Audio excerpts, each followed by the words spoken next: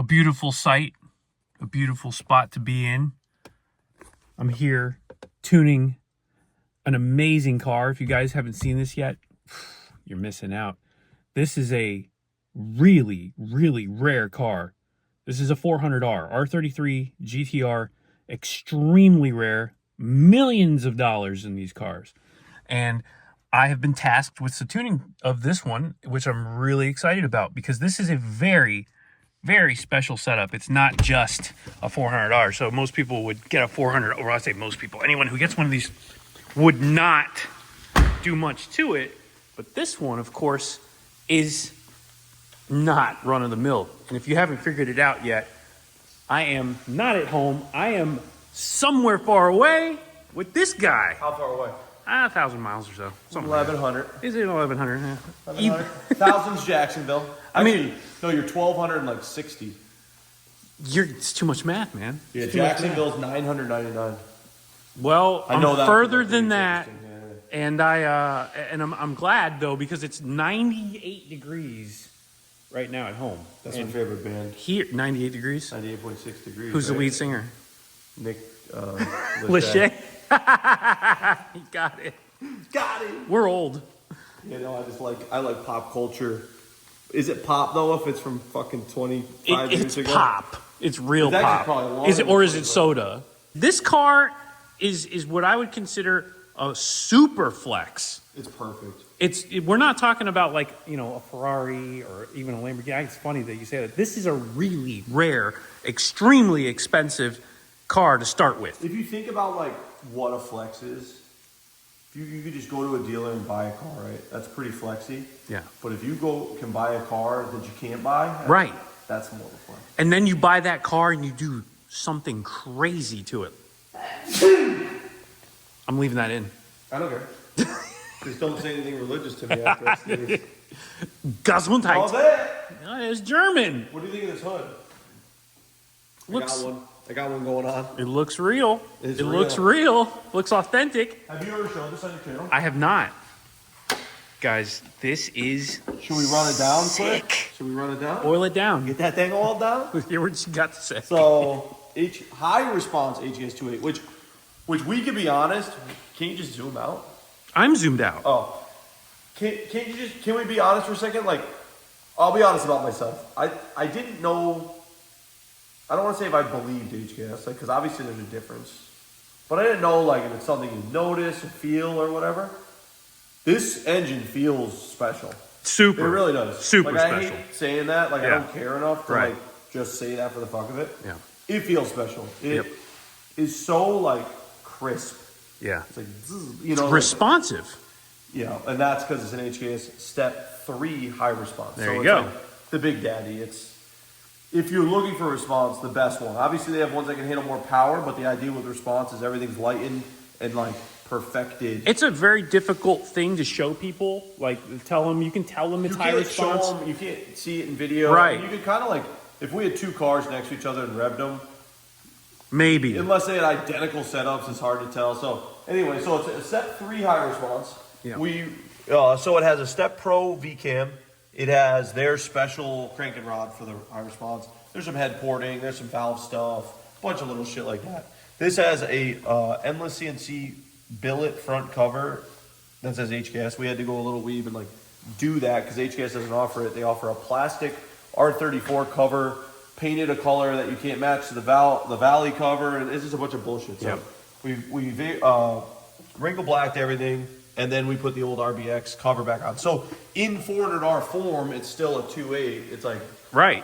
Which is super cool. I love that. 2.8 Yeah. plus, you know? Yeah. You're just making what was there that much better. Yeah, and like, you know, this engine was built in 96. Right. So they've come a little bit. You'd think so. A little bit. Yeah. It's got the NISMO plenum.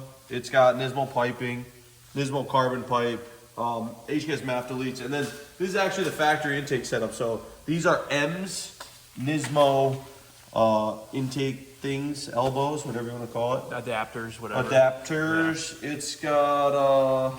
It's got an R34 Getrag, which is kind of a big one. Oh yeah, there you go. With 6 a C speed, shifter and an OS triple. which makes the response even that much heavier. And it has HKS GTRS turbos, which like since the dawn of time, I've been on the Bandwagon. That they are trash. Right. Because I haven't, on a whatever 2.8 or a stock 2.6. On a stock motor. On a stock motor, they feel heavy. They feel a little bit laggy. lazy. Yeah. Yeah. So on this though, they honestly feel like GTSSs on a 2.6. Yep. Like they're just Or, this thing is or dare I say, even 2530s. I think 2530s are lazier than how this Right? feels on this. I couldn't imagine 2530s. That's what on I'm this. saying. 2530s on this would be like Nuts. Yeah. And then But it does feel really good. We've been driving it, we've been tuning with it, and you can really feel the setup working together. All these parts, they complement each other so well that you can feel confident that this is better than what was there. Yeah, and this thing fucks. That's an easy way to put it. NISMO intercooler, the original intercooler, but we put a NISMO new logo radiator in because we had to modify it for our turbo drains. It would have an old logo radiator, but we didn't want to modify that, and there's just no reason. It's obviously a dual pass, and that's kind of one thing I want to mention too. Like this, your entire build ethic when it comes to this stuff is not to leave things the way they are per se. It's to really make them better. So make them better, but then it's OEM plus, but in this case it's a aftermarket plus, right? Yeah, it's like plus. Yeah. It's cool. So that to see stuff like this, well done. That makes a good thing even better. Shout out our boy Spoon. He welds our radiators for us if you're curious about that. It's not bad. This has a NISMO catch can recirculated, which you don't want to do on ethanol. So we didn't recirculate it. We put a little petcock on there. Funnily enough, there's not a drop in that catch can. Yeah. So we've done the baffles. We did the Mines baffles, and then we did the one of those Australian companies makes like a cam cover, it's like a splash shield. So you're not getting any blow by out of this thing. And that's one thing that I'd say about our shop. Like somehow, I don't think it's us. I mean, it could be our machinist, it could be JP, but none of our engines ever have blow by. We have catch cans that are dry. They got some condensation occasionally, but I remember my old 2.6 when Justin Bell drove it. I filled up a whole Lipton iced tea bottle with blow by on the track in 10 minutes. Yeah. So this thing's rad. So it's got the Xenons, which this car should not have, and they've been modified largely. Look at that. This car is on bags, and like which Jack, is crazy. You could attest to this. Like in this car, first of all, you can't hear anything. If you go in that car and yell, it sounds like a muffled. It's all covered in This car feels so modern. It feels like an E92 BMW. Right. That's what I would say. It Yeah. feels like a 335. There's no clank. There's thud. Yeah. Everywhere is thud, thud. The Yeah. It doesn't clank. Well, here's a GTST that's been drifted to. I mean, it's a huge difference in sound. That actually sounds pretty good. Peter's really good at adjusting the doors too. But you can tell, when you're sitting in it, like he said, the road noise zero. The it's gear enjoyable, but it almost numbs the car and makes it feel like, I don't want to say slower, but less exhilarated. It does. It takes away some of the visceral feeling. Chilling, Yep. But that's part of it though, because when you have a car like this, obviously this age, you don't get the modern experience. Not everyone wants a piece of shit. Right. If you want a piece of shit, you buy a 32, I'm not talking shit about Dusty, but you buy something like Dusty, that's an experience. That you're like, hold on for dear life. You talking shit? Yeah, a lot of sound, a lot of smoke and noise. This thing, you're just like, it just goes. It's super good. Dusty is if you guys haven't seen it, is my 32. It's my R32 that is, I would say, built to the limit of the stock equipment. It's got a stock tranny, it's got stock drivetrain, but it has a twin disc clutch. It's making 700 horsepower. It's a monster. It's a monster for what it is.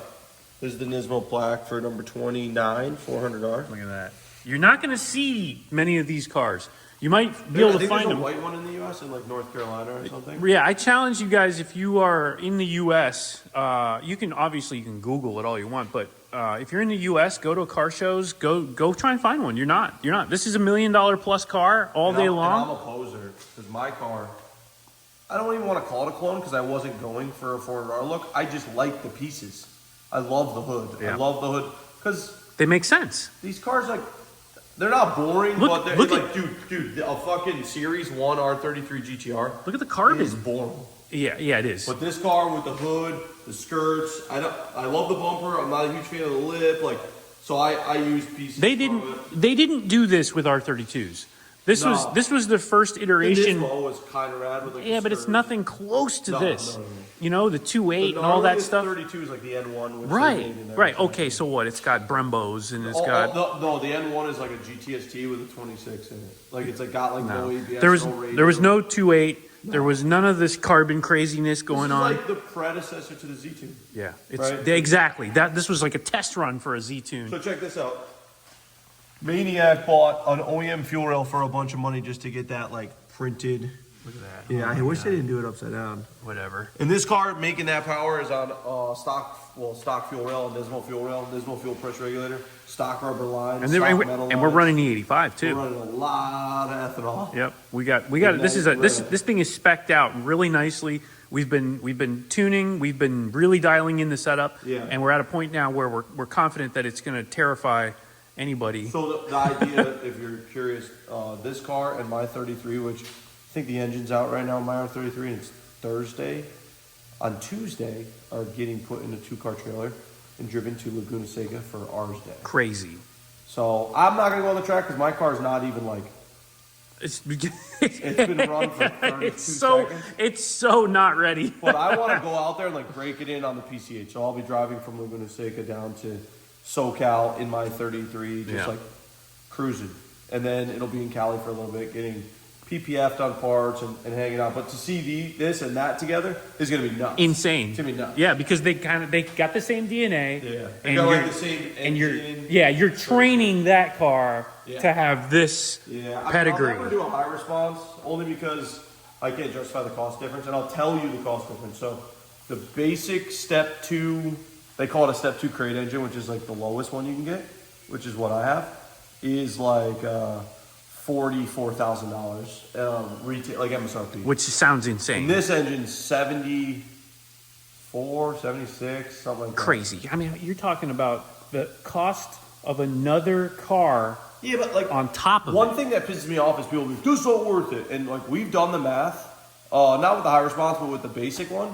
And buying a brand new 24U block, which it is, buying a brand new head.